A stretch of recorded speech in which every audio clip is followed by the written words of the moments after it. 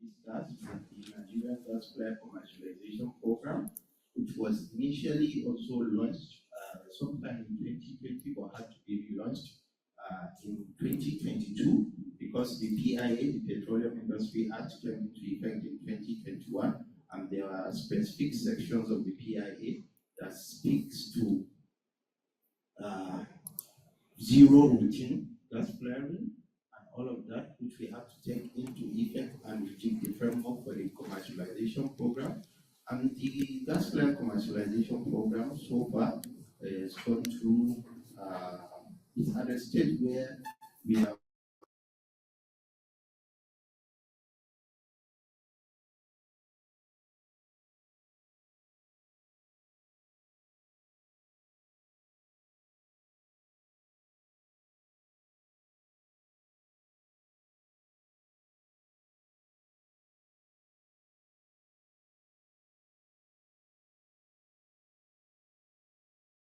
otherwise flared gas that is harmful to the environment and converted into useful purposes, and some of these uses, I think we look at mini grids where you can deploy this, where you can capture this gas, deploy it to mini grids for use and also for export with our other brothers from NLNG and other such companies. So that's on another part on the decade of gas. On another part, what we have also done on the regulations to actually eliminate routine flaring. So we had guidelines on the elimination of zero routine flaring of gas, which was issued in 2022, which is a comprehensive actually guidelines that deals with gas, zero routine flaring and waste prevention pollution for gases and other greenhouse gases. And we also followed it up with a regulation in 2023. So we have these policies in place, and we are actually following up with the implementation. Thank you. Okay, so essentially, Nigeria is utilizing gas, but it's trying to reduce emissions along the way. Is the summary. Okay, I have another question for you. Our understanding is that some existing gas power plants already cannot purchase enough gas to run at capacity, and that more plants could be affected by gas shortage in the coming years. How will existing plants stay supplied with gas during the transition period, and how will the government support them? Is this something that's been worked on? Absolutely. This is something we are working with the Ministry of Power in collaboration with the Ministry of Power, between the Ministry of Petroleum Resources and Ministry of Power. Now, at some point, they were even contemplating making the Ministry of Power to be with gas, but there is a focus from this administration where we see even the Ministry of Oil and Gas being separated, because there is a full focus on gas now. And this is also following up from the Decade of Gas initiative, because for Nigeria, actually, gas is not a transition fuel. Gas is a destination fuel. We have to utilize our gas to develop our nation. So it's not a transition fuel for Nigeria. It's a destination fuel. And this is the government policy.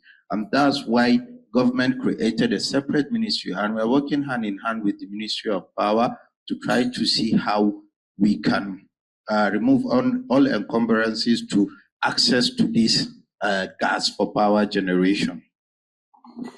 Yeah, that's interesting. I mean, on your Decade of Gas Initiative website, it says that gas is a transition fuel, though. But it's interesting that you say that it's a destination fuel. So there's a bit of contradiction. No, the focus have shifted, actually. I mean, this was published in May 2024? The focus have changed shifted from then till now? Yeah. So there will be an unveiling of that. It's just coming up now, but there will be an unveiling of that. Maybe it's actually earmarked for February next year. Okay. So yeah, that will be. So essentially, yeah, it's breaking news. This is hot. This is hot. Yes. Okay, so that to me that's introduced even more complexity with the energy transition plan. So we're saying the energy transition plan was published in 2021, and then you have a Decade of Gas that came up and were published in May 2024, and there are challenges there. But you're saying that's a energy transition plan that said gas transition fuel is now no longer the fact. All right. Okay. Well, something for us to watch, and has even brought up more something for the conversation for us to have and interrogate. Also, just to add to the breaking news, for Nigeria, it's also about energy sustainability now, not energy transition, because there is nothing as a low energy rich country. Nigeria has realized that we need to industrialize, we need to develop, and we need this gas. This is what we have in abundance. And what we are talking about, like was mentioned by the earlier speaker, that most of this gas is associated gas. We are not even talking about non-associated gas, which we have in abundance in onshore fields and offshore fields. The big baby, I remember, maybe if some of you recall, you know, the previous Minister of Petroleum mentioned that this was gas we found by accident, because what he meant was, okay, we are exploring for oil and we get this oil together with the gas which are associated. Okay. Nigeria has never had a policy drive as now where we are going into the exploration specifically for gas. This is the non-associated gas. And that is why when we do that, our reserves will triple to about 600 trillion cubic feet. But the reserves that we have now, we've not been able to utilize yet. But once we utilize additional 400, but hey, and it's all about ambitions, right? So let's see how that goes. Yeah, breaking news here, everyone. So, but a bit more complex to the conversation. But great. So I think with that, I can only call the other government's, actor who, I guess, are you going to co-sign the hot news that we just received? No? Okay. Well, the question to NLNG then, I think it's, what steps are being taken by NLNG? Again, I'm acting with the information on ground, and then maybe later on we can come again just to talk about this extra when it's been announced, right? So my current context is the gas transition fuel and energy transition plan. Unless you want to dispute that, maybe that's not how they're working at NLNG. Okay. So I'd be interested to know what steps are being taken by NLNG to key into the national energy transition plan, because we have this utilization of gas anyway being ramped up, and LPG is something that the NLNG has been looking into. And that's just one side on the Clean Cooking Initiative, which is looking at gas, but also renewable potentially. How are we navigating that on one hand, but even your operations, if we're looking at more renewables in the country, upscaling that in any case, to our energy mix? How is that balance being sort of navigated within the NLNG, and what plans are being put in place to achieve those? Okay, thank you very much. I think before I respond, it's good to put things in context. Nigeria LNG has been set up to help Nigeria commercialize its vast gas reserves. Prior to the coming up of NLNG, a lot of gas was being flagged, and like my colleague said, most of what we have now is associated gas. So without an end use of that gas, what you have is that a lot of it just gets flared. So since 1999 to date, we've helped in terms of monetizing that gas and also reducing flaring in the country at large. Now, having said that, if you look at Nigeria's energy transition, it talks about two main things in my perspective. One is around reducing emissions to net zero by 2060. But it also talks about setting, intermediate targets, and we often don't talk about that, which is reducing the emissions by 2030. Because for me, 2060 seems very, very far, right? And you run the risk of losing the focus if you just think about 2060. So we need to bring our mind back to the first intermediate target of 2030, which is reducing emissions by 20%. And that is the focus at this point in time, even for our own organization. So you talked about clean cooking. Before I talk about clean cooking, if you look at the energy transition, it talks about 5 areas, the ETP, right? Power, transport, oil and gas, cooking, and also industry, right? So when it comes to cooking, it's clear what we need to do. It's about deepening the use of LPG, for which NLNG today, provides 100% of the LPG it produces into the domestic market. there is no more export of LPG from our operations. All of what we produce goes into the domestic market to help deepen that utilization of LPG. But beyond that, also plans are on the way to even see how we can support the domestic use of gas, LNG, as we speak. Those plans are on the way. But more broadly speaking, if you look at the emissions from the oil and gas industry, it comes mostly from flaring and also from fuel use. That's the two main sources.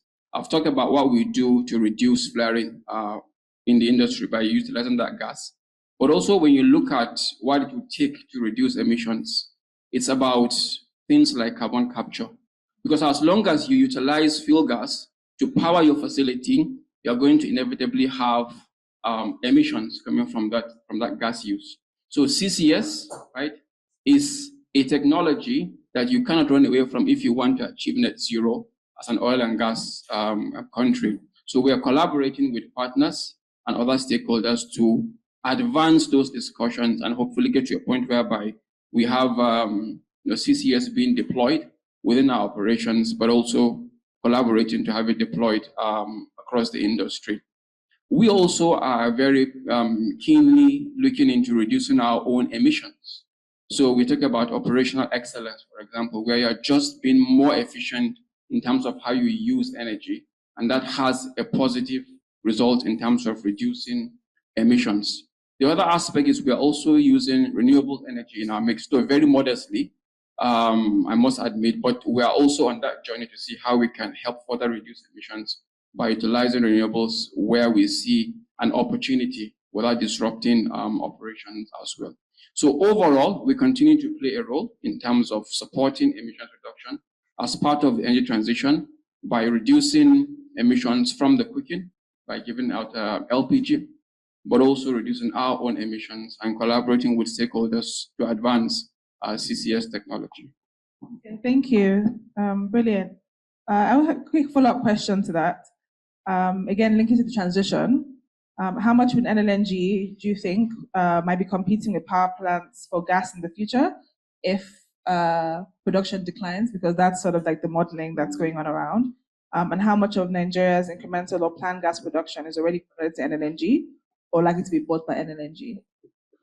Okay, so if you look at the overall gas production and utilization within the country, it sits somewhere around 8 TCF thereabout, and about 3 TCF of that today is utilized by Nigeria LNG for export, but also for domestic use as far as the LPG is concerned, with plans to use some of that also for the LNG for domestic use.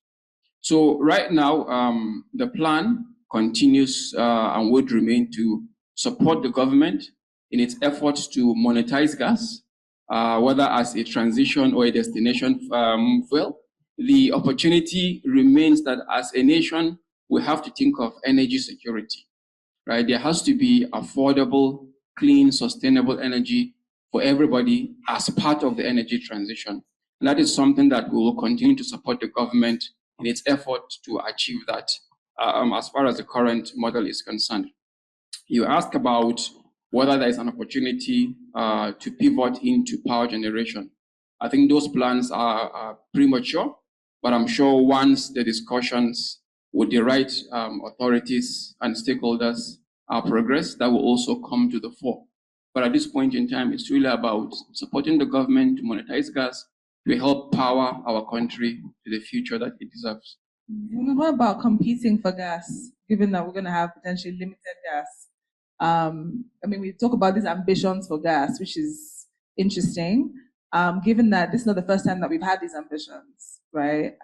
We've had the gas expansion plans and et cetera, and it seems that the reserves continue to grow, but we do not really translate to the development we want to see.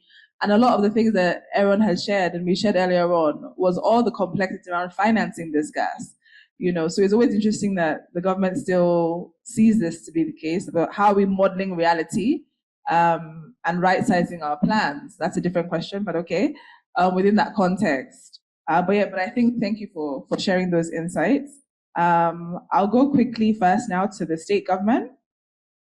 That is Engineer Emah. Now we've been talking about, for the first part of this session and the morning session, about now how the power sector being liberalized and all of these different conversations, and the state government now has autonomy, so you're now into the game. But then we have the transition. Is there, as the director of Petroleum, and looking at the opportunity, is there some conversation or plans ongoing in the state to balance this sort of like gas conversation around renewables and setting up for the future while still trying to secure energy security? What's the approach being taken by Ibom states? Okay, thank you very much, Tengi. It's good to be here. You're absolutely correct by what you've said with the Electricity Act of 2023, the state government is at liberty to generate and distribute electricity in the states. And the Akwa state government has actually keyed into it. And it may interest you to know that with this effort, we, even when we do have some shutdowns of in the grid system in the states, we are not majorly affected based on the gas supply system available for us. And for us, in that instance, we seem to complement that. We have complemented that with the provision of solar facilities in 2 local government areas in the state, because of in some instances, when you have these intermittent grid supplies, there's need for a solar facility to complement such endeavors. And we have begun a pilot program in 2 local government areas, one in Ini, one in Ona local government area. And we're making efforts currently for the state government to expand on that. I think shortly after some of the interfaces we've had previously in Akwa Ibom State, I was able to come, both of us with my permanent secretary have sent a proposal to His Excellency, and is currently on his table, and there's a promise to expand more of the solar grid systems in Akwa Ibom State. Considering one that Akwa Ibom State, just like was earlier said, we seem to have concentrated more on the non-associated. Akwa Ibom State is a state blessed with gas, abundant of gas supply, and we intend to leverage on that in the transition process while complementing solar facilities or solar energies in the transition system. Thank you very much. Okay, thank you. That was an interesting submission. Again, I was in Akwa Ibom State last week as well. There were some power issues though, but I won't bring that. I won't dwell. And then because of the lack of gas supply, but I won't dwell on that. Quickly now, again, I hope that this has brought our last speaker up to speed on some of the conversations that we've been having. And so, given everything that has been said, what are your thoughts in terms of what Nigeria is doing and what Nigeria should do? And again, with your experience as being the former Minister of Power, what are you observing in Nigeria in terms of our readiness and preparedness to transition? Are we ready to? Can we? And how do you see the balance of this conversation from these stakeholders in terms of how that can take us to that future that we want to see? So that given the challenges that we're having and the realities, right, in terms of this gas ambition that Nigeria seems to have, however, the challenges around funding these sort of projects and the fact that maybe we've left things a bit too late in terms of trying to key into that ambition, and that it might be more realistic to look at the broader global paradigm and trying to key into that. What are your thoughts on how we're approaching and how we can approach it? First of all, if you look at the transition plan, it's when we look at the transition plan, it's a very bold statement, extremely ambitious. The question that comes to mind is that how realistic is this plan? And when I look at it, if you look at the power side of the whole thing, whether it is conventional generation or renewables, we're talking about 7,000 megawatts a year addition every single year. Now we've been stuck on 6,000 megawatts for the past 20 years. So that's the first question. How realistic is this? Number two, the issue of gas. I think by and large there's a disconnect. And it's not a disconnect from the institutional operators. but more from the way government looks at things. Everything is more supply driven. So from NUPRC and NLNG, you guys are doing what you need to do. But where's the demand? The demand is not just critical to engaging on the supply, to engage in supply, but also determines, even the financing terms and conditions and everything. Today, yes, we may talk about 6,000 megawatts, but we're dropping supply every single day. How are we going to bring this two together? I think has not been fully conceptualized from the policy standpoint, regulatory standpoint. And that for me as an economist is where the problem should really start. How do you ensure that you can, if it's one thing to say we'll do 7,000 megawatts every single year, who is going to take that power? And now who's going to take that power would also determine how you finance that power. And all those things have not received any attention in any of the plans we've seen so far. So it's one thing to say that, oh, we're doing this, we're going to do that, we're doing this. It's more supply driven. If the demand is not there, to be very frank with you, I mean, you hear things like, oh, Nigeria can consume 100,000 megawatts. It's not true. If we bring 10,000 megawatts to the table today, we will not be able to sell all that power as a nation. Just unless you build demand. There's the huge swathes of the country don't have industrial customers. So if you look at Abuja, for instance, the biggest consumer in Abuja, when I say Abuja Disco, is Nikon Hilton. Nikon Hilton as an entity at peak demand, they only consume 1.5 megawatts. Now, if you look at it from that standpoint and say that how many Nikon Hiltons do we have in Nigeria? You can be very generous and say up to 100. That's the 150 megawatts. Industries, how many industrial consumers do we have that can take 5 megawatts and above? Less than 20. So where's the demand? So it's one thing to be planning all this ambition, but it has to be based on credible demand. Now, if each state government were to, and there's no state in Nigeria that does not produce one thing or the other. So if each state government were to sort of stimulate about 520 megawatts of need, you can see immediately the multiplier effect, how you can actually realize this ambition. For now, there's a big disconnect between the supply side guys and the demand, which is not visible. I think that for me is one of the major concerns. The second concern is the sort of delineation of policy, regulation, and operations. It's not clear. NURC is doing policy, NUPRC is doing policy and also regulation. So that can obfuscate matters. So who's going to, because the person who's doing policy should set specific goals and targets for the regulator, and the regulator should be able to hold the operators accountable. Now, when you're doing both, it shifts your focus away from your primary responsibilities. For instance, if you look at the power sector, the job of NERC is to set prices. NERC cannot now say we're going to set targets for generation in the country. They do that, but that's not what they're meant to do. It's the Ministry of Power that should do that and say that, okay, every single year we want an additional 1,000 megawatts. NERC, you come up with the right incentives built into your tariff methodology to encourage investment to flow into the sector. So the ministry should be able to hold the regulator accountable if he fails to do that, because his job is to try and use those regulatory mechanisms within his authority to make these things happen.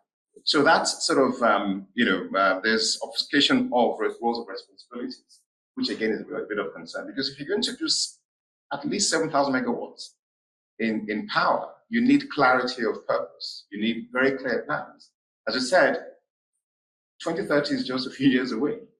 How much have we achieved in that regard? I'm not so sure we are anywhere close to that. And again, so if we're going to see real movement in that direction, good traction, to make sure we deliver on that on the plan, the starting point for me is the demand side. So everything comes back to demand. Nigeria has shown that we can produce gas. Nigeria has shown we can produce power. Maybe not enough of it. Maybe not gas where we want it. And also the almost the public choices in front of us, we still see ourselves as suppliers of energy to the world, as opposed to driving our own market. So we produce more gas in Nigeria today than we consume. I remember when I was in office, I couldn't understand why we were about 200 million scoff of gas short. We needed about a billion scoff in Alps. And that's 200 million scoff of gas would have given us almost 1,000 megawatts. So I said to Mr. President, say, look, I'm not an engineer. Can't we just break into the pipeline, this NLNG pipeline, and take some of it? Because that would change everything overnight. And they said, no, you can't do that. We have forward contracts, we have futures, and this and that, and all those things. So that hasn't been addressed. Again, you look at something like, okay, you have about 8,000 megawatts idle capacity in generation. Do we have enough gas to supply that, to supply those plants? We may say that transmission grid is very weak, it's not strong enough, and only will 5,000 megawatts to 6,000 megawatts. That's okay. But if we have enough gas to go into those plants, again, the economics is not there, but let's assume it were there. We can power that 8,000 megawatts and sell that power to the whole of West Africa. We are connected to WAP. And again, you make money to bring back to Nigeria to develop your own domestic system. The issue of security, accessibility, sustainability will be achieved. So right now, it was about 3-4 years ago, we had this conversation, and I don't think we've made this sort of progress that we need to see. And we need to go back to the basics. So what are the basics? The economics is not right. The institutional arrangement needs to be tweaked a little bit to make it a lot more clearer. And I think without those things in place, we'll just, come together every now and again, maybe every 6 months, every year or so, about this conversation without real progress. We need to go to measure those parameters and see how we're progressing. If we were to do that today, we were to plot that today, you see that we haven't made much progress. So that's why I think there's a lot more to work to do, not on the operational side, but more on the policy side. And also, where are we going? It's one thing to go to a COP and say, Nigeria is doing this, Nigeria is doing that. But in reality, there is almost no interconnectedness between the key sectors. Thank you. Okay, I think you need to hold on to the mic again. Because having been there and having had these conversations, what do we need to do to move forward?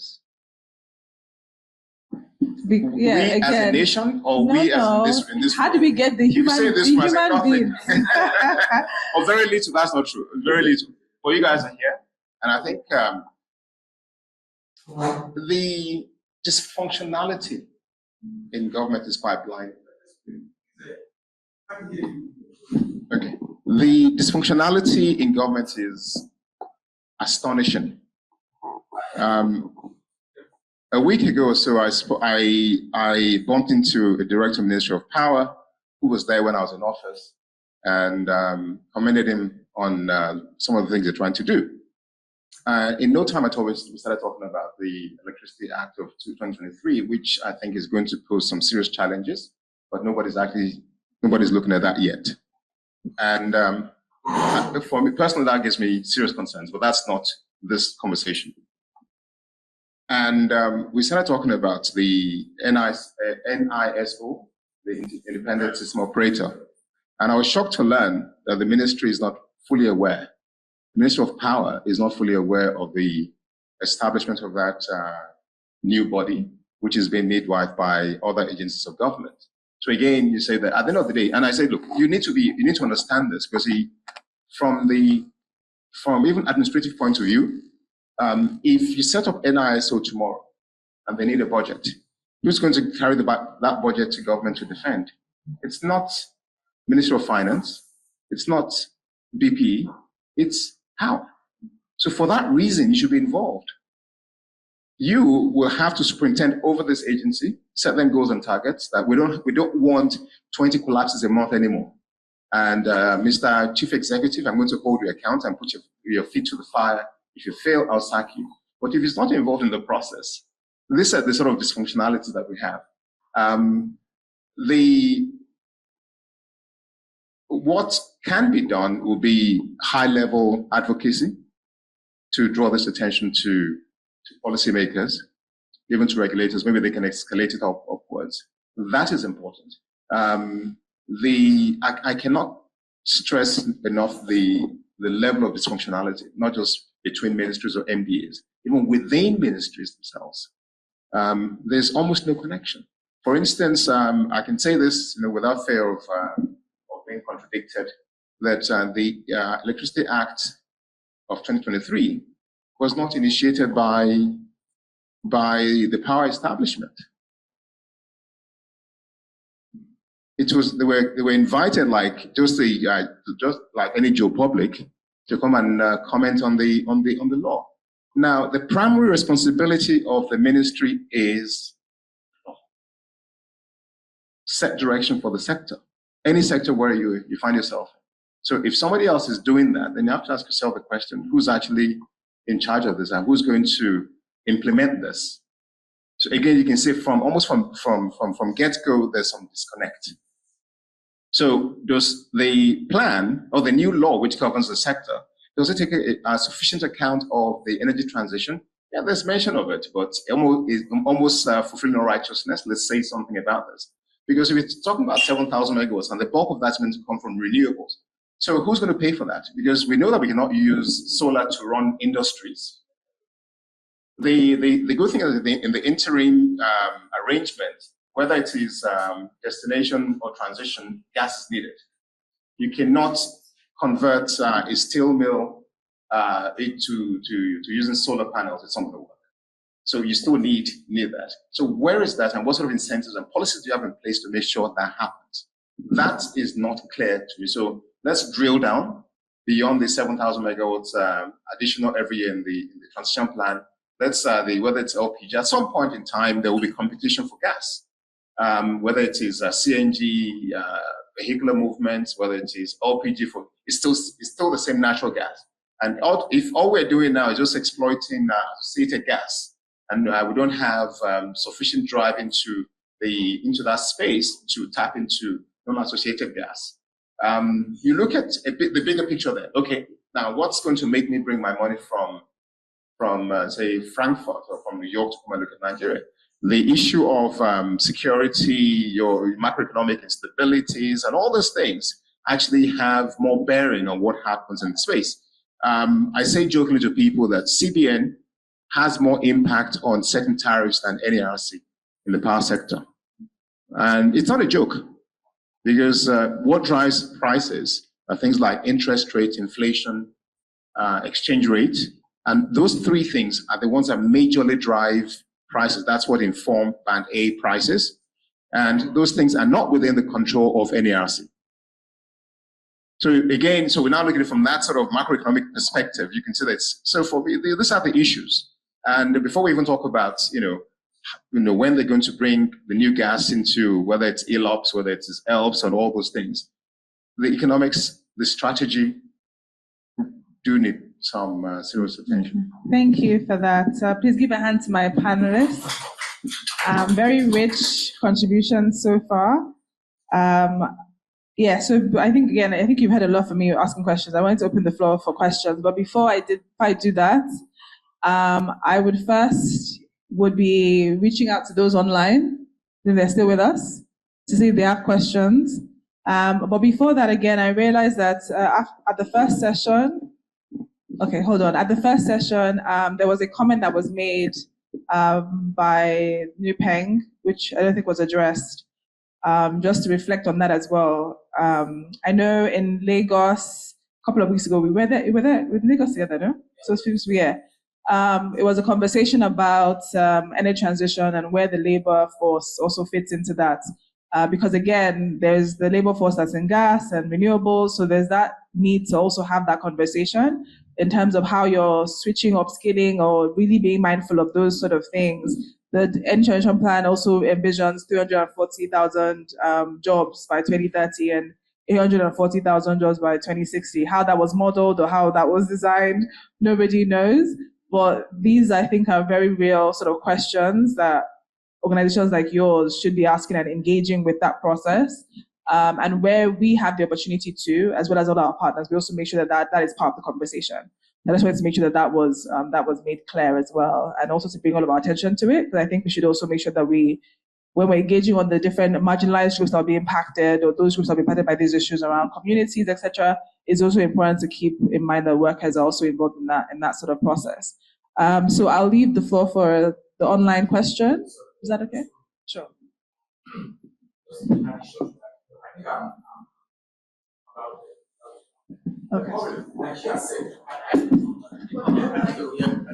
Okay, comrade, I appreciate that question. She's been able to tell you one of the things I will have said, and that is that jobs are going to be created. But however, jobs might move from one place to the other. And that is where your own leadership will need to come in to begin to, talk to our people. It is not that they are going to lose their jobs totally, but however, if you are not prepared for the transition, many jobs might be taken because it comes under equitable and just transition. Just like that village woman that might lose certain things by taking away the flare. Are you getting it? So please, we need to urge you, and thank God you are here. Let them know also that they need to multi-skill. They need to now start also, skilling themselves up for the future that we are all looking at. So that at the end of the day, there will be no job losses. But I also want to say that if you say no job loss at all, then we'll be begging the issue, or we'll not be telling the whole truth. But it is not as scary as we paint it. Do we need to engage them? Oh, yes. Do we also need to engage the other people? I think, comrades, you need to. Because our people pay check-off deals. And so with check-off deals, you can also organize your own conferences. I know that Williams and Osifo, they're doing so well with that. But let us also focus some of these sessions on energy transition and how our people can benefit through it. One of the people online sent me a text. She said, I think she has exited. He said, are you talking about public power stations or charging systems in Nigeria? When at this time there are power grid collapses everywhere. So what happens? Well, I said, I don't have the answer. Maybe those on the panel. Yes, comrade. Is that the other question? Yes. Okay.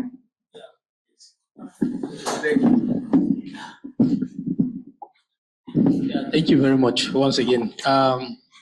I appreciate this contribution. I would just want to state that as a union, over the past 3 years, what we have done is basically advocacy to enlighten our members about the reality of this energy transition. We use every opportunity at our zonal seminars, at our national industrial relations seminars. We try to cascade it down up to the, to the floor. But I will also want to state clearly that for us to have any reasonable success, yes, workers pay check-off dues, no doubt about it. But we, as a union, we are also going to need the support of these organizations, multinational companies that are operating. The government has to be able to compel them to train workers that are interested. I know some people are older or not interested at all. Not everybody will be carried along, possibly. At the same time, we are also looking at, okay, those that are probably not interested in transitioning, in reskilling, in all those kind of things. What kind of coverage? What kind of settlements? I mean, this transition is going to maybe push them off their jobs. There must be some kind of coverage in their CBAs that will capture that okay, as a result of this transition, there must be some settlement packages that will maybe make them to move ahead with their lives. And also, we are also conscious that our members are living in these communities. We must carry these communities along. we must carry everybody along. It's an all-inclusive thing. Thank you very much. Okay, thank you so much for that intervention. We have someone online, Olufemi Ojini, with a question. Please say your question and state who it is that you want to answer the question. Olufemi Ojini. Good morning, panelists. Can you hear me? Good afternoon. Please go ahead. Good afternoon. Yeah. Okay. So I want to say the panelists have been doing an amazing work. Thank you for the insightful and very educative conversation. However, I want to ask about energy efficiency. We seem to talk less about it in our transition plan, and I really want to know how significant energy efficiency, using energy efficient devices, or curbing the wastage of energy itself, how important it is. I don't know anybody in the panel. Anybody can just answer the question. Okay. So I have another question. Before we go, let's ask one of the questions. So, and maybe has another question. Okay. Sorry.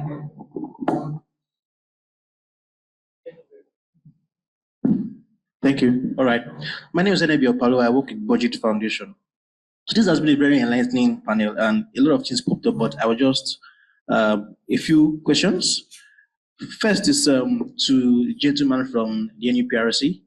I understand we now have let's say, we are now moving like transition destination or a transition now. But my question is this: what may have triggered that change of philosophy? Is because if you look at Nigeria's energy system, or the gas system, the drivers are both domestic and external. Largely external, especially when you're looking at financing and demand as well, where we have a target for local markets, also for the external market. But when it comes to the main drivers, a lot of them are not under our control. There's the exchange rate, there's the naira, and then we now have the international politics that drives this whole system. So what trigger is it? Is it Trump? Or is it the fact that the advanced economies are not pulling their weight into the whole transition gospel, and you felt, okay, let's handle our business ourselves? What? I don't know if you can answer that question, but that is my question. What triggered that? Sorry, that's my first question. Then my second question is to gentleman from NLNG. You mentioned the idea is not absolute zero, actually, it's near zero. And we understand that there's no way you can completely eliminate emissions. There are some hard to decarbonize sectors. There's the cement industry. There are areas that we definitely pollute. But the idea is when you emit, the amount you take out of the atmosphere should balance out each other. Now, you mentioned carbon capture storage, but there's, so far what I've heard, maybe I'm wrong, is that that technology might not be actually successful in taking out carbon from the atmosphere. Like I said, I may be wrong. This is something I've heard. But my question is, are there any examples, current examples that have been implemented that we see where that technology has successfully taken out carbon significantly from the atmosphere?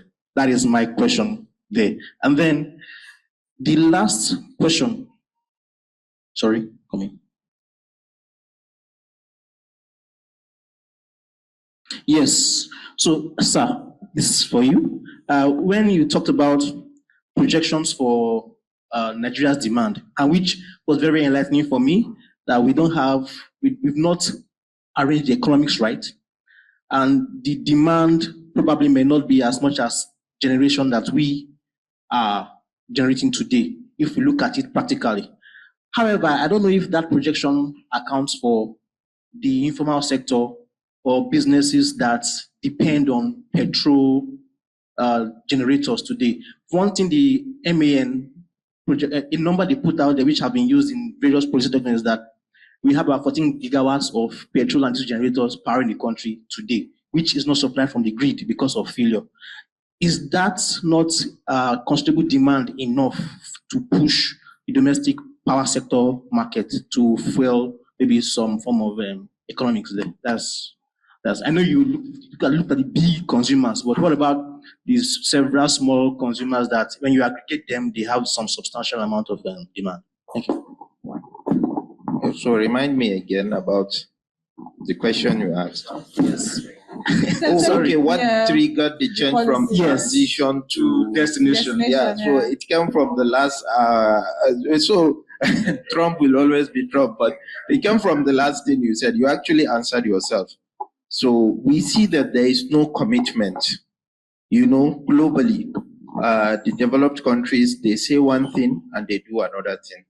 So Nigeria has to take its own future into its hands and decide what's best for us, not just following sheep, whatever the world says. Should transition, we say yes, we are transitioning. No, we have sat down, critically looked at it, think about it, and say, okay, what will be best for us going forward as a nation? We have this resource in abundance. Are we just going to leave it there? No. And it's one of the triggers, and we often see clearly Paris, COP 2015, the promise of 100 billion commitment. Did the 100 billion come? No, it wasn't there. Commitment over the 7 years or so was less than $10 billion that came. A new one was signed now, $300 billion. That this is a commitment going to 2030. You won't see this money anywhere. It won't come. We already know that. So this is us being realistic now about what we want for ourselves, what we have decided for our future. And this is part of it. We have also realized the biggest issue to do with that goes with financing. And that's why also Nigeria is at the forefront of the African Energy Bank. This African Energy Bank, as you know, Nigeria just won the bid to host the headquarters here in Abuja. This will be a multilateral organization, just like the African Development Bank or just like the World Bank operates, but will be mainly for energy projects within Africa. And Nigeria is one of the biggest contributor and biggest supporter. And this World Energy Bank that will be domiciled here in Abuja will actually serve as a financing vehicle for some of these renewable projects we want to see, the gas projects and this. It's not enough. We need to do more. But we have seen that the money is not coming. So we just have to be realistic and decide what's best for ourselves. Just to touch on your... Sorry, on the African Bank, what is the capitalization? I don't know. I'm wondering. The African Energy Bank. Energy Bank. Yeah, I think it's about $100 billion. Yeah, it's about $100 billion. How much of that is for Nigeria? Nigeria is a major contributor because... Not beneficiary. No. Both contributors, of course, it's just like the African Development Bank. Nigeria is one of the largest contributors apart from the other Western countries. So far it's only African nations that have contributed to that. This will also be launched next year. So we're going to fund the bank to fund us? So no, it will, like I say, it's going to function as a multilateral. That's why I gave the example of the African Development Bank. That's domiciled in Côte d'Ivoire. Yeah, Côte d'Ivoire. So it's in Côte d'Ivoire, but it's financing projects here in Nigeria. So this will not be only for Nigeria, but it will be a multilateral institution, just like the World Bank, just like the African Development Bank financing these projects. And this is where we hope a lot will come in. But a lot more on that will be revealed by next year.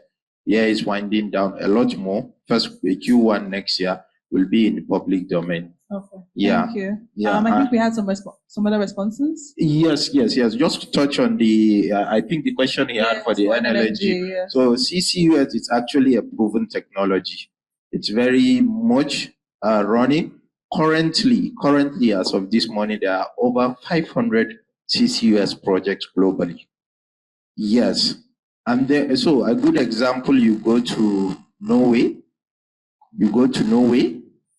They have the carbon capture project that has been for more than 25 years. For more than 25 years. Each year they store, I think, about 20 million metric tons each year.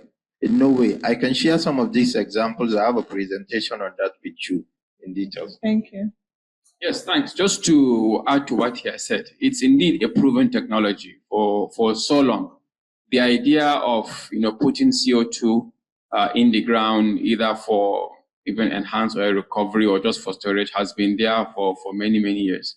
In addition to what he has said, specifically for the gas processing plants, you find examples in Australia, in Canada, in the US, and even the Middle East. They are ramping up in that space. So it is proven. I think part of the challenges with that, especially for a country like Nigeria, is that, like many things, we see it work elsewhere, right? What will it take for us to get it right in terms of regulations, right? In terms of policies, but also in terms of just the sheer level of collaboration you need to have in the industry, because you have the upstream players, for example, who own and manage some of these reservoirs. Then you have the midstream companies like ours, who don't have anything upstream, but depend on the upstream companies to work with us to identify suitable storage sites, right? Again, back to collaboration. And then if you go further down, some of the hard-to-abate industries like cement, they also do not have where to put the CO2. Again, they have to look at upstream. Where can they collaborate? And so that's where sort of then regulations, policy, all has to be right for us to make this a success. But in terms of its workability, it's proven. Can we do it in Nigeria? Absolutely, but we need to get our acts together. I think there was a question about efficiency. You wanted to answer. I think NLNG, you want to, you can take yes, that. I can speak to that. So indeed, it is one that is less often talked about, but it should be the starting point of the conversation because it's a low-hanging fruit. By just operating your facility more efficiently, minimizing losses and waste and inefficient use, you can actually achieve a lot in terms of emissions reduction and also in terms of economic savings that would come from just being more efficient. So I give you a very practical example that most of us can relate to. So for example, something as simple as carpooling, right, is one way where you can reduce emissions, right? The other example I can give you is how often you carry out maintenance on your critical energy equipment, right? Because think about it, you end up doing a bit more maintenance, but over time it's going to pay off, right? So you end up saving money, but also reducing emissions, and the list goes on and on. So indeed, it's one that for every facility, you have to look at it first. You need to have a comprehensive energy balance that shows you how much you're consuming and what basically comes in and what goes out. And then you start from there, and then you build your more deeper emission reduction efforts on top of that. And then gradually, stepwise, you start talking about getting to net zero. But indeed, it is the starting point, and we cannot overemphasize its importance to emissions reduction. From a very practical standpoint, efficiency. If you look at the power sector, transmission loses about 10% of the power generated. If you do 4,000 megawatts on a daily basis, that means we lose about, that subsector loses about 400 megawatts every day. The closest plant to that, to give you an idea of the scale, quantum of money that we lose, not even the power alone, is Azura in Edo State. That's a 460 megawatt power plant. And Azura is paid $30 million every single month.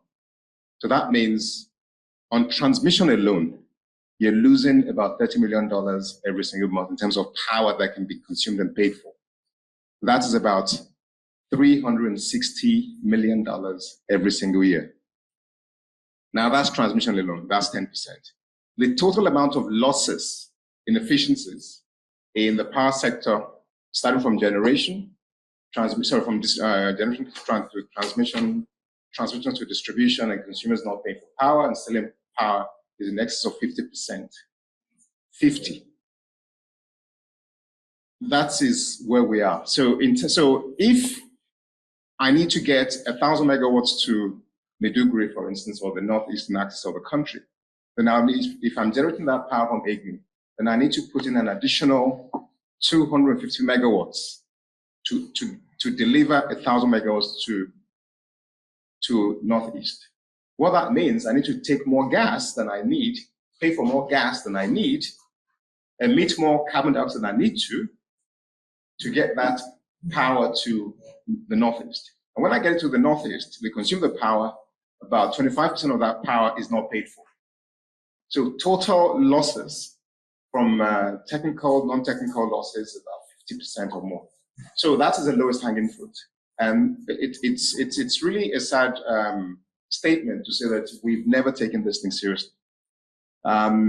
You can crunch the numbers, and it makes a lot of sense. You cannot be losing. As far as we're concerned, we're not losing money because nobody's stealing it. But you know, it disappears into the ether, so no one really bothers. But this is how much you're losing.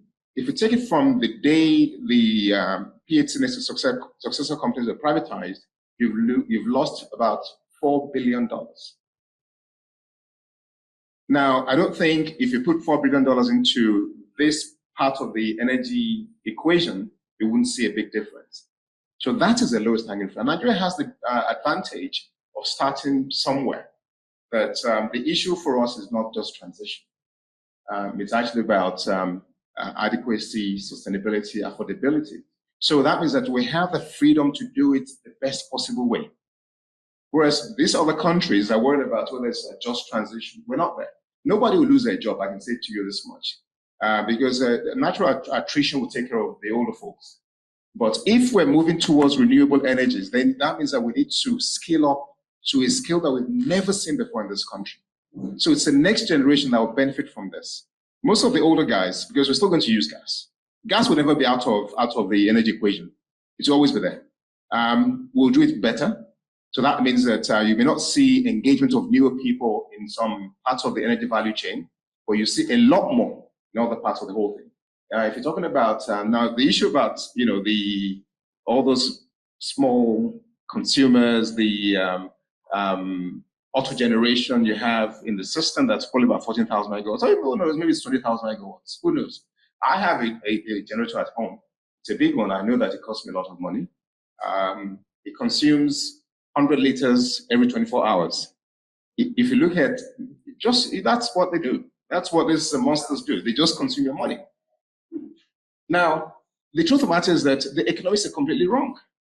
Now, how do I get to that guy in a village, any village in Nigeria, could be in my village, could be in any part of the country. You want to move that guy to solar, okay, to become more efficient, because we need to more like decentralized power supply. Almost we have subsidiarity, take it closer to the people, let them make those decisions. So I need to put maybe 2 panels on this guy's roof and maybe 4 panels, 2 batteries. Now that's going to cost at least 2-3 million naira minimum. He can't afford to pay for it. Let's not kid ourselves. And we're talking about having such millions and tens of millions of such installations. So we need to disaggregate the power. And I was talking to somebody the other day, and I said that part of the problem we have in Nigeria today is that we're using the energy model of the 1970s to try and solve energy problems of today. You know, building big plants, big pipelines, they don't work. Because the level of losses, we lose more power trying to get power from the south of Nigeria to the north. And we've been so oil drunk for so long, even the north cannot say the north is blinded. The north is so blessed with resources, whether it's hydro, whether it is solar. And the truth matters that the power needs are not taken into consideration. Somebody that needs no more than, say, 20 kilowatts of power a day, why are you building a 10 MVA transformer to supply that area? They can never pay for it. And if they cannot pay for it, it's only a question of time before the system collapses, because you need money to service those equipment.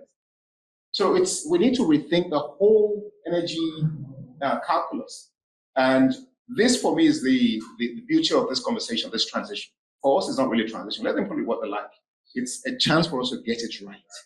We have such a good platform to work with. Unfortunately, we're not doing it. Thank you. One quick round of questions and comments. I'll start with NNPC at the very end. Aderemi. And then we'll come back to, I think Dr. Ita, ask a question. Okay, no.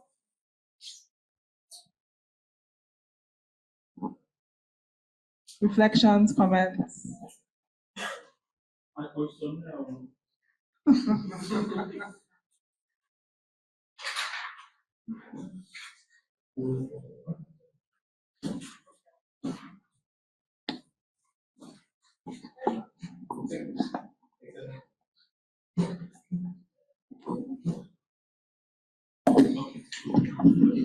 Okay, thank you. And how should I put it? Thought-provoking comments thus far. I mean, for me, we've already established the fact that gas is a transition fuel, right? There's no going back on that, right? Like we all hear, Nigeria is more of a gas company than oil company, right? So when we're talking about energy transition, we should, and I've heard a number of participants mention this, we shouldn't forget the fact that before energy transition, there has to be energy security, right? So yes, it's good to try and go along with what the Western world is trying to push in terms of moving to renewables and all that, but we shouldn't lose our comparative advantage, right? And of course, a lot of efforts have been done along those lines. There's the talk of the Africa Energy Bank, which surprisingly Nigeria was able to win the right for the headquarters to be situated there in Nigeria. But then, of course, there's the arguments around the actual available funds. First of all, on one part, a number of the countries that are supposed to contribute, and then the initial seed fund is actually 5 billion, right? Which again could be argued to the point of how much can that do in an industry that is capital intensive as the oil and gas industry, but at least it's a starting point, right? And then we have, I think there was a lady here that spoke to the issue around all the policies on assault and myriads of policies that we have that sometimes don't intersect and at some other times they seem to contradict each other. So again, conversations around that need to really happen to really know how to go about it. But this is not discounting the need for renewables. I mean, I had talks around, so right now we have the Rural Electrification Agency. Their focus is off-grid solutions, right? If you're talking off-grid, you'll most likely be dealing renewables because I want to go to a village that the grid infrastructure does not pass through. It doesn't make sense spending so much money to extend the grid to such a location. I'd rather have a mini system that caters to that, but then that is where the government comes in, because for these people to have been off-grid, it talks about their where they are in the economic scale, right? So we can be rest assured that they cannot fund those kind of projects. So the government really needs to step into that point, right, and ensure that that funding gap is bridged as much as they can. And if there could be some form of public-private partnership that could come in, well, again, with the right incentives, because it's really not going to be for profit at the beginning. But I mean, these are things that need to occur. So, thus far, I think with, how do I put it? So the efforts are there. So I won't say with efforts. I think at this point, it's putting the efforts together, right? And of course, this is what this kind of gathering is speaking to. So we need to start moving from that point of having things done in silos. I mean, if I go ahead and start talking about what my company is doing around this space, it's a whole lot. But you could be surprised that even our regulators might not be fully aware of some of the things we are doing. Not to now talk of folks in other parts of the value chain. So things like this should be encouraged. The efforts should be concerted, and with that, hopefully we'll get to where we're supposed to get to. Thank you. Thank you for that submission. Again, people asking me whether it's a question or not, and I'm like, I don't like anyone to sit here silent. You must contribute. But no, I like those submissions that you made, and I think it goes to the crux of the conversation, which I want us to be mindful of and focus on. Because yes, there are commitments by the West, there are things that are disingenuous, there is Trump coming on stream, et cetera, et cetera. But I think it goes back to the economics and the finances and the reality of that.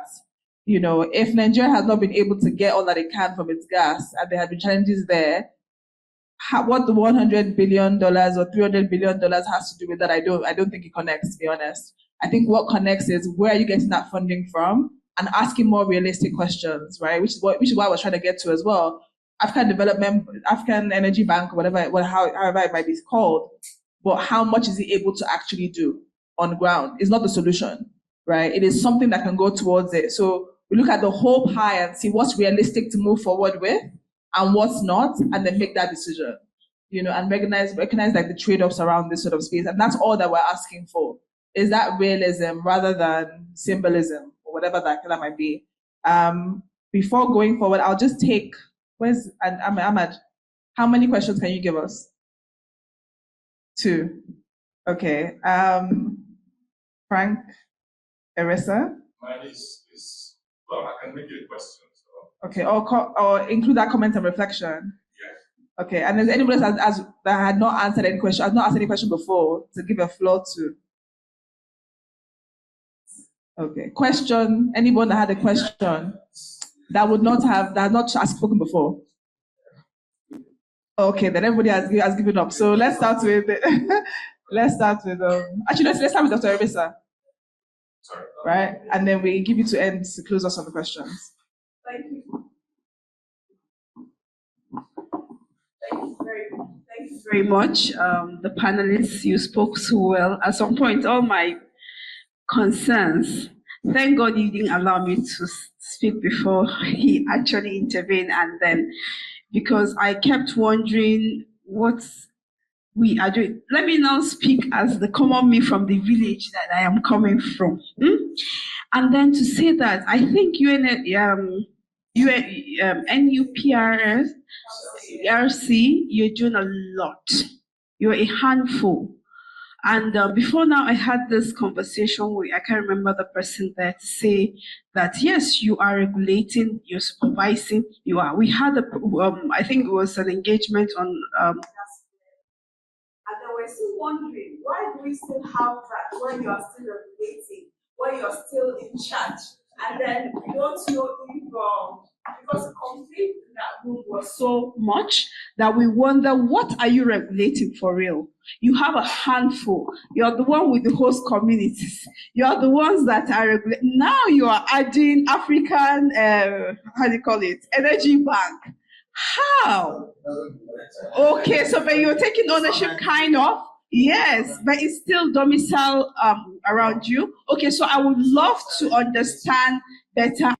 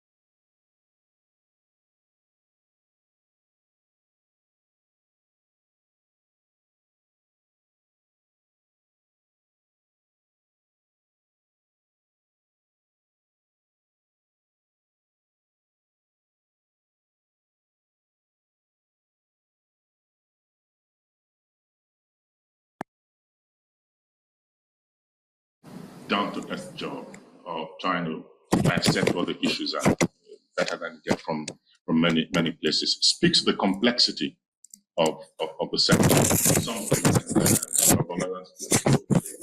speaking about the Ministry of Power and just before the moment that I can tell you, with respect to the directors,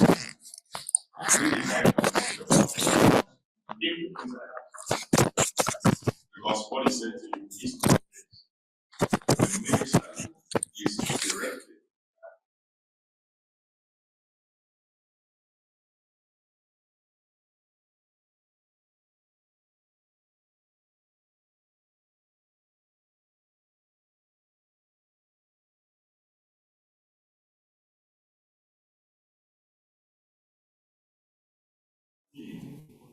Challenges with managing what is a multifaceted sector. I made a sentence WhatsApp earlier about the need for NUPRC, NLNG, and NUPRC to have regular meetings to check that their policies are lined up and are pursuing the same objectives. We follow one that till date it's not happening. Right? And what does it take to get this done? We can go on about all of this. I want to speak to the opportunity very quickly, and then I'll ask the question. Sometimes, I think it's 5 years, more than 5 years, that the Manufacturing Association of Nigeria did the study and published a thing about 14 gigawatts of water or power. Now, so say half of them are gone because the factories are closed down. That's still 7 gigawatts, which is more than we produce today. The work that the Integrated Resource Plan has done, which, by the way, was informed primarily by a demand forecast collected from all of the districts across the country, has identified the opportunity of converting the self-generation fired primarily by diesel and all of these factories to cleaner gas, whether it's a destination fuel or a transition fuel. There's been a debate about whether it should be targeted at 2030 or 2045. By the way, delaying this conversion from 2030 to 2045 implies, I think, somewhere in the region of $10 to $12 billion in terms of fuel cost and maintenance and so on and so forth. Right? Imagine that a policy was announced today, signed up to by the Ministry of Petroleum and Gas, Oil and Gas, by the Ministry of Power, requiring all self-generators in the country to convert to gas by 2030 or 2035. Imagine what that does to, first of all, the national grid, power that we create, and what that does for emissions towards 2060. Just that. Imagine the growth in jobs. And by the way, there is also the possibility of putting a carrot at the end of the stick by saying to people, if once you convert, you can become a candidate to put power on the grid. So you clean up your fuel, increase the capacity of your grid by not building any additional generation capacity. That's a possibility. So here's my question. We have NESG, we have all sorts of policy groups in the country. We have the National Economic Council and so on sitting on top of Economic Council sitting on top of all of those things. What does it take to put together a policy advisory group that can speak to the facts with knowledge and proffer solutions devoid of all of the distractions that stop us from going forward? Perhaps, having sat as a minister, you may have some thoughts around that. Thank you.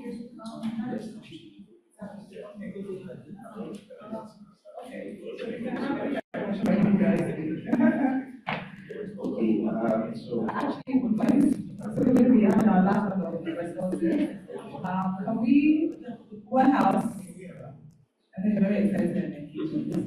10 more minutes and we're done. So as you summarize for the government agencies, respond to the question, but also say how you intend to integrate, again, what we're talking about today, balancing those sort of integrations. Even if that's as a destination fuel or whatever, I think that is still there's an opportunity to integrate the energy transition to the focus in Nigeria. So let's have responses and then let's manage that and address anything. So thank you. I will try to respond to the question about what is it the NUPRC does. So I think no. So maybe a bit of other perspectives outside of what we do, like the energy bank I mentioned is actually domiciled in the ministry. It has nothing to do with the NUPRC. It's just a broader global perspective about what the nation's purpose is. So for the NUPRC, like you say, we regulate, we supervise, and we are business. This is our three core mandate. We are business enablers, we regulate, and we supervise. So also, if you ask what we are doing to specifically that helps to address this energy sustainability, energy transition, I mentioned about when I was talking about the decade of I mentioned how it came about and where we took off from when we made the regulations and guidelines about the limitations of gas flaring and how we are also working to commercialize this gas flare by awarding. This is directly in our core. We are also working on this carbon capture. We have a partnership with NLNG on deploying the first pilot for the carbon capture technology in Nigeria.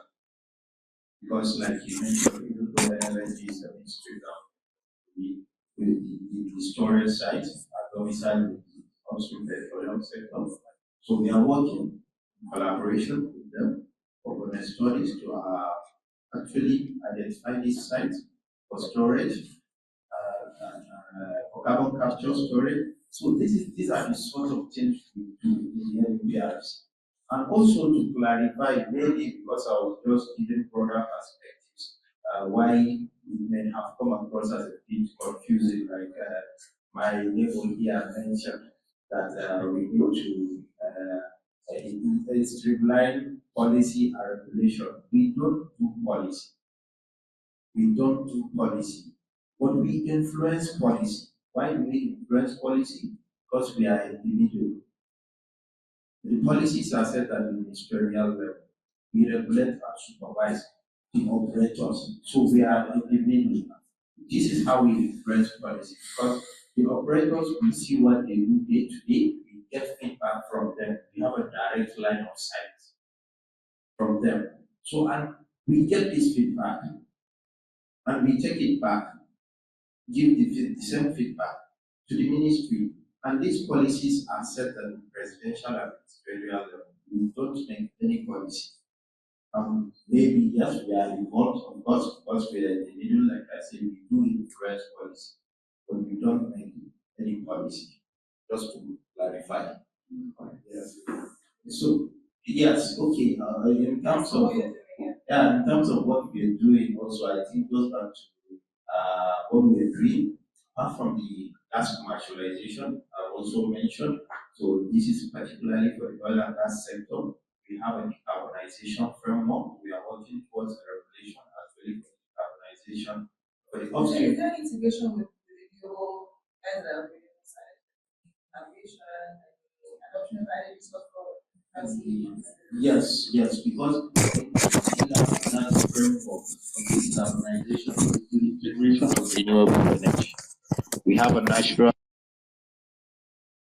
which, like I said, gas is our destination fuel, and gas is now actually central to our energy transition. You know, it used to be on the fringes that gas is a transition fuel because we are thinking we would use gas for now and then transition into something else in the future, but we are saying no. We are using gas now and we are using gas in the future. Of course, I know we cannot exhaust that conversation here, but I really would hope that there is some modeling that is being done. Of course. To determine this sort of analysis. I think we can move away from that part because I've not seen that level of modeling, and I don't want people to come away with, this is what we're doing. I mean, if you can substantiate it with actual, of course. Fact, I've not seen that. So can we just stick to, for now? Matter. Sure. Yeah, sure. It matters.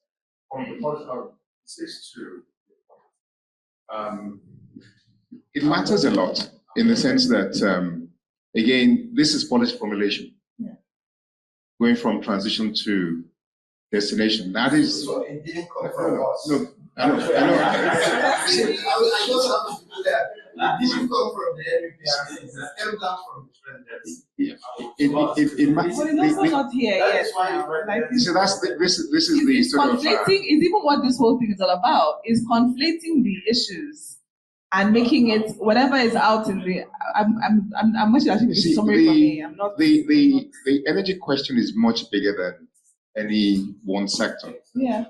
So when we make a statement, let's assume it's correct that there's a tick tap on the top that go from transition to destination. What that tells me is that this is where we put gas. So everything else is secondary. Now that may be fair because if you've done your modeling and gas makes sense from an economic point of view, that makes you very competitive and everything. And there's still room for gas in the energy conversation over the next 20, 30, 40, 50 years. It's not that you bring it down to zero. Then we need that sort of clarity. Behind that statement that we've transited from transition to destination, there's a huge panoply of discussions. And as I said, this is just scooping news, but I think there's a lot more that needs to be said for the whole thing. And it's a signal as well, almost a signal saying stop investing in being investments in renewables. No. It's so again, that's what I'm saying, that we need to be very like balanced. I said, this is going to be unveiled next year. Until it's unveiled. Right? Until it's unveiled. Yeah.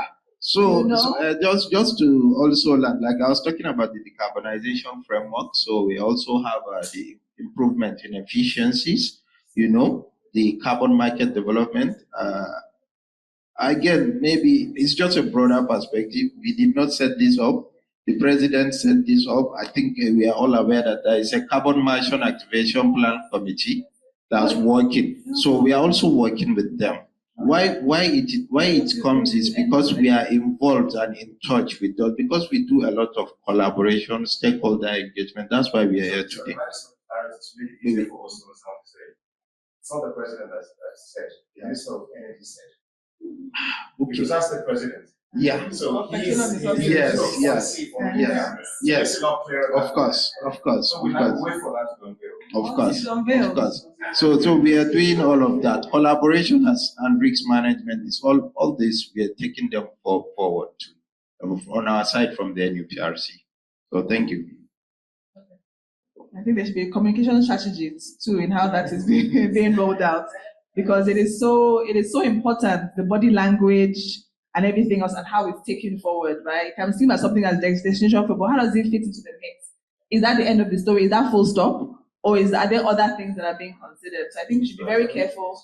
Yeah, but in the way it is communicated, right? When you say we are unveiling hot right now, destination fuel is gas, it can give the impression that everything else should be done away with. But we know that there's a lot more going on, right? So it's only that framing of how forceful it can seem and what sort of message it can send. It might seem like a small group of us right now in the room, but imagine if those that we're partnered with, we went and sent that same communication and message out. It could have severe ramifications for Nigeria. We had international people connected to this call who will go and tell other partners stop funding Nigerian renewables, because what I heard NUPRC say today is that gas is the destination fuel and forget it all, right? So it's about being careful about how we communicate these things as well. It's not just about a hot topic or something. There's so much nuance to it. There is so much going on in the world because, again, if you talk about the African Energy Bank, that funding is not sufficient to do anything. You are still going to need investments, right? Because we don't have it. That's the truth of it. If we had it, Nigeria would not be having this conversation at all. Like, we would be in Norway, right? When you had what happened with COVID, they said, let's take 10% and continue our system, not looking for anybody else. But if you're not self-sufficient and self-reliant, it's a larger conversation. It's not a thing about emotion, but it's about the economics, about how will it impact our economy. Can we deliver this on our own? Do we have the manpower? Do we have the technology? Do we have the financial resources? We do not. And so that's why it's important to contextualize that sort of a message that, yes, we recognize that we've been saying this for years. Nigeria is a gas country and not an oil country. I've been hearing that, so I can't even remember when this thing started, right? But why have we not seen that materialize? So if we're not a sole isolated country by ourselves, we need to be careful how we're managing these things. And again, it has to be steeped in reality, which is what I like that you said earlier on. But let's take it a step further to make it real reality. And that's all that we're asking for, right? So that we can be able to move forward and achieve what we want to do, as opposed to putting certain things out that might make us move back in what we're trying to achieve. So that's all that we're sort of like trying to say and trying to advocate and push for, you know. So yeah, can we have your last comment and then we'll go to no, we'll see if we have some time after that. We have to wrap up. Okay, thank you very much. I just want to quickly react to what the doctor said. I want to thank you very sincerely for those compliments to Akwa Ibom State Government. I will definitely take it to His Excellency the Governor.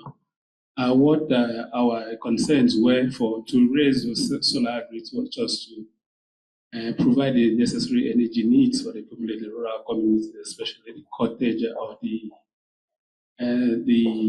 health centers cottage health centers that we have there, these SMEs, those having barbing salons and having small energy demands, maybe charging phones, and I think that were the basic necessary that the state government had to do that. Besides that, to respond to what Tengi said, we intend to engage stakeholders more, just to subscribe to the energy transition, more collaboration. And we also understand that there's funding, we require funding. And I think in the subsequent budget of Akwa Ibom State Government, efforts have been geared towards that to make funding available for the energy transition plan. We also intend to also skill up our people in preparation for this. And I think with this few points of rest, I think that will help us to key into this and achieve this just energy transition. Thank you.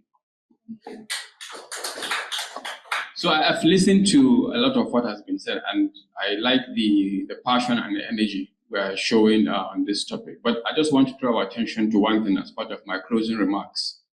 To be self-sufficient in terms of energy as a nation, we need to deploy all of the available resources that we have. I think there is no getting away from that.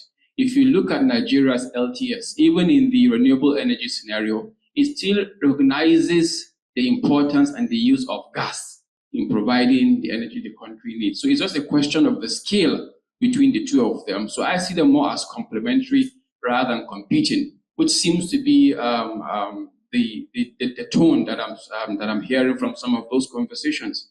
We need both renewables and gas. That's the reality. It's how we are able to, deploy them at scale to provide affordable and sustainable energy to the people. For me, is what matters. And both of them have the same set of challenges around financing, around policy, around regulation. So how do we get those right? Whether you are trying to finance a renewable energy project or a gas project, you still have to get some sort of financing for it. Okay? So I think for me, those are the crux of the matter. How do we get it right, irrespective of the mix that you have for renewables versus gas? So there is a lot of work ahead of us as a nation, and I believe we have what it takes to get there. We just need to ensure that we are talking to ourselves And where it may seem as if there is conflict and contradiction, we quickly correct those so that everybody can understand what is required, and then we can move forward. As NLNG, what I would just say is this: we are fully in support of the government's energy transition, and will continue to support whatever the government is trying to achieve to enable us build a better Nigeria. Thank you.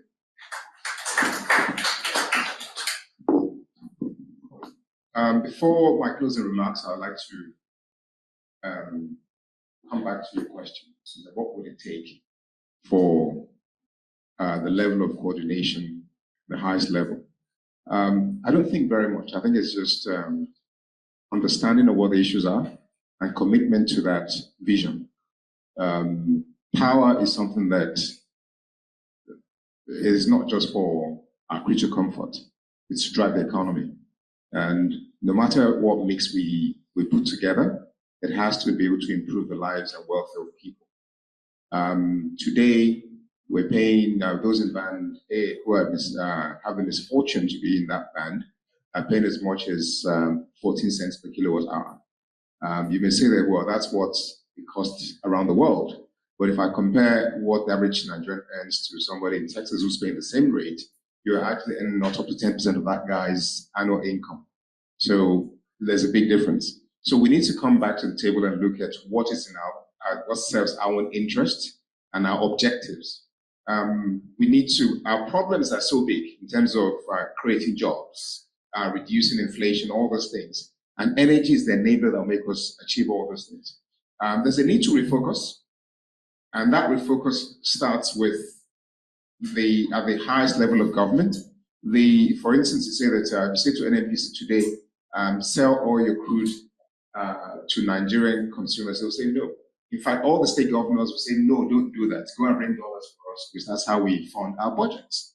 So we need to, square that circle. So there are big issues there. But let's not belabor the point. The most important thing is that we know we have issues that need to be addressed, and we need to address them like yesterday. We've lost some time, but there's still some time to catch up. It's when you wake up at your own morning. Okay, we've lost a few years, but I think that there's still a lot of work for us to do. Coming back to specifically to that point, I think for me that is the starting point. You need some sort of clearinghouse. Now look at the economics, the modeling, and so on and so forth, and then drive the supply side. Supply cannot create a market. The market needs to be served by supply. And that, by and large, is what's missing. Whether the minister is involved or not involved, it's not enough. From my experience, there's no discussion of policies, or very little discussion of policies at the highest level of government, or even in ministries. It's all about projects, it's all about procurement. And there's no way you can drive anything without clear policy statements. It's the policies that should actually define your incentives to encourage private sector to do this. It is policy that will put enablers in such statements or programs that will encourage consumers to move in that direction. Now I think we underestimate the transition or the need for energy sufficiency in Nigeria. How do you get that average consumer to be in a position to pay for that power? He's poor. If you tax him some more, you're just going to impoverish him further. So where's the mechanism to make this happen? NNPC, NLNG, you guys have, a lot of resources at your disposal. But that guy down there needs to pay, needs to find for upfront capital expenditure at least 5 million naira. The average Nigerian doesn't have that money. So is government going to provide all this to every single consumer? Where's that money going to come from? So it's one thing to say we're going to do 7,000 megawatts, so it's 250,000 megawatts as part of the transition. But that's what's in the statement. How do we fund it? Now, without there's like a cross-cutting body with all the ministers, perhaps under the aegis of the president's office or whatever, to make it happen. It's very, very difficult to get all ministers to work in unison. Somebody must force that to happen. And the easiest way would be, in my mind, would be, first of all, perhaps you need to have not just maybe legislation to that effect.